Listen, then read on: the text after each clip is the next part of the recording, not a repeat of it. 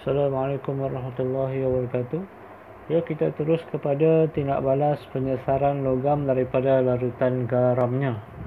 Ya, ini adalah merupakan daripada subtopik mengkaji proses pengoksidaan dan penurunan dalam beberapa tindak balas redox. Kalau buku teks di muka surat 187.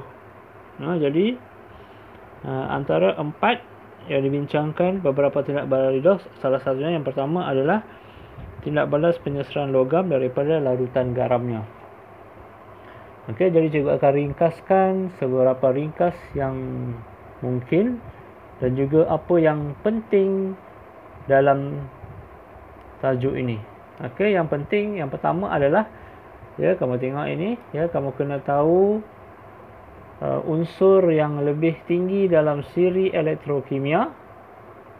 Ya, unsur yang lebih tinggi dalam siri elektrokimia, yakni lebih elektropositif, dapat menyesarkan unsur lain yang lebih rendah dalam siri elektrokimia, yakni kurang elektropositif daripada larutan garamnya.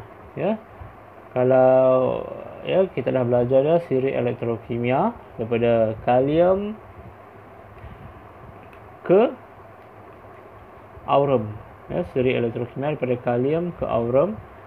Jadi daripada definisi ini, ya, kita dapati bahawa tindak balas penyesaran logam daripada larutan garamnya hanya berlaku apabila logam yang lebih tinggi,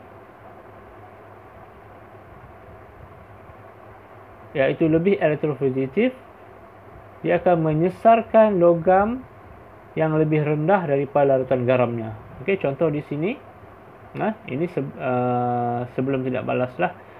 Okey, maksudnya logam, di sini tindak balas ini, logam tu adalah logam zinc. Ya, larutan garam ataupun larutan garam logam yang satu lagi adalah kuprum nitrat, CuNO3 2. Jadi, syarat tindak balas penyesaran logam ini berlaku. Zinc ni, dia kena berada di atas Cu. Sebab Cu ni adalah larutan garam. Zinc ni adalah logam. Ya, unsur yang lebih tinggi dapat menyesarkan unsur yang lebih rendah daripada larutan garamnya. Jadi kat sini adalah siri elektrokimia. Ya. Jadi, di atas ni adalah lebih elektropositif, di bawah ni adalah kurang elektropositif.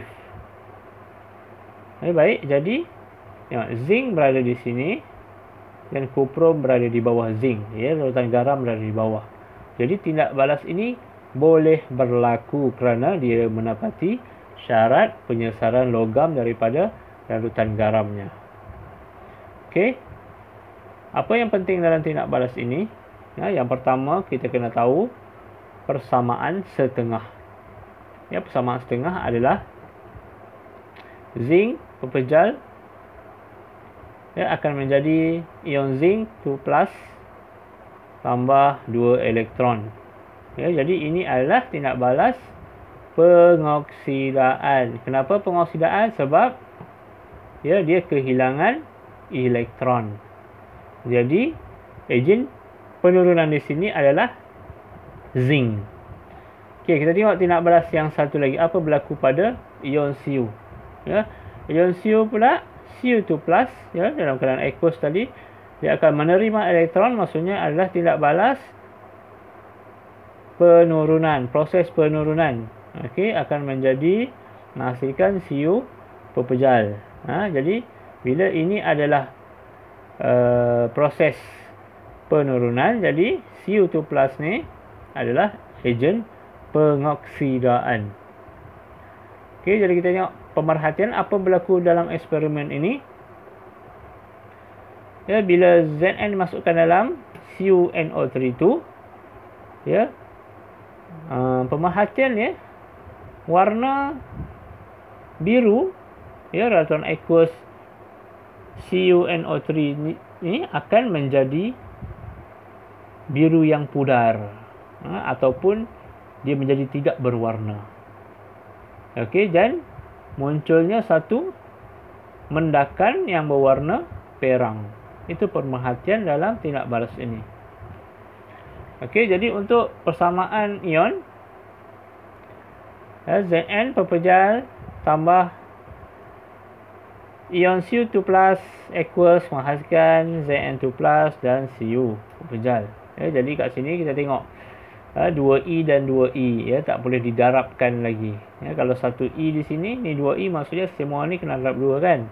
Jadi boleh disebabkan 2 dan 2E, ini adalah tambah ni, Zn, Cu, hasilkan Zn2+ dan Cu, Zn2+ dan Cu. Okey, seterusnya adalah pemerhatian yang kita bincangkan tadi. Sebenarnya ini sama yang berada di atas. Di atas tu cuma cikgu dah lukis dia. Larutan kuprum diosulfat menjadi semakin pudar, pepejal perang terbentuk, kebetulan zinc terhakis. Zinc ni terhakis, tak ada maksudnya. Dia masuk dalam larutan ni. Terhasilnya larutan kuprum yang perang. Larutan kuprum yang perang. Mendakan kuprum yang perang. Okey, satu lagi penting dalam tindak balas ini, sebenarnya kita dah belajar dalam tajuk garam tingkatan 4 bagaimana untuk mengesahkan kehadiran logam ataupun ion ataupun kation. Ingat? Okay, jadi untuk ujian pengesahan zinc, untuk membuktikan bahawa zinc di sini wujud larutan ini mengandungi zinc, apa perlu kita buat? Tambahkan larutan amonia sehingga berlebihan, mendakan putih yang terbentuk melarut dalam larutan amonia. Okey, itu adalah ujian pengesahan zinc. Jadi kita dapati bahawa di sini adalah larutan aqueous zinc. Okey.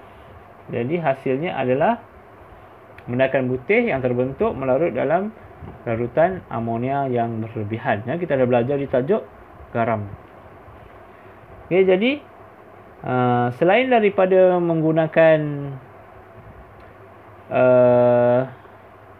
zinc sebagai ejen penurunan, bagi untuk menurunkan kuprum nitrat, kita boleh gunakan magnesium, aluminium, ferrum dan plumbum.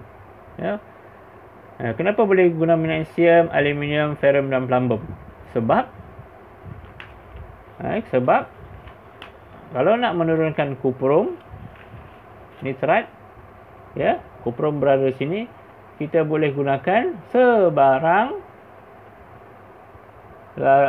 logam yang berada di atas kuprum. Jadi kalau soalan dia boleh ubah, dia tak semestinya guna zinc, dia boleh guna apa saja logam yang berada di atas kuprum nitrat yang boleh menyingkirkan larutan garam kuprum nitrat. Ini contoh dia.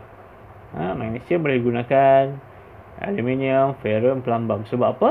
Sebab dia berada di atas kuprum. Atau ayat yang lain boleh digunakan, ia lebih elektropositif daripada larutan garam kuprum. Okey, jadi sini yang terakhir ada tips berkenaan tentang konsep. Kita kalau nak menerangkan tentang tajuk penyesaran, lebih sesuai digunakan elektropositif. Sebab logam itu lebih elektropositif. Jangan guna lebih reaktif. Sama juga kita gunakan lebih elektropositif dalam siri elektrokimia. Tak sesuai gunakan lebih reaktif dalam siri kereaktifan logam. Kena guna lebih elektropositif dan dalam siri elektrokimia. Sebab apa?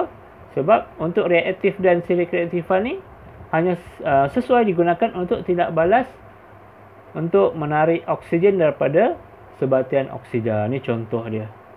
Ni baru sesuai nak guna reaktif dan siri kereaktifan. Dalam penyesaran logam lebih sesuai gunakan lebih elektropositif dalam siri elektrokimia. Okey, itu saja untuk tajuk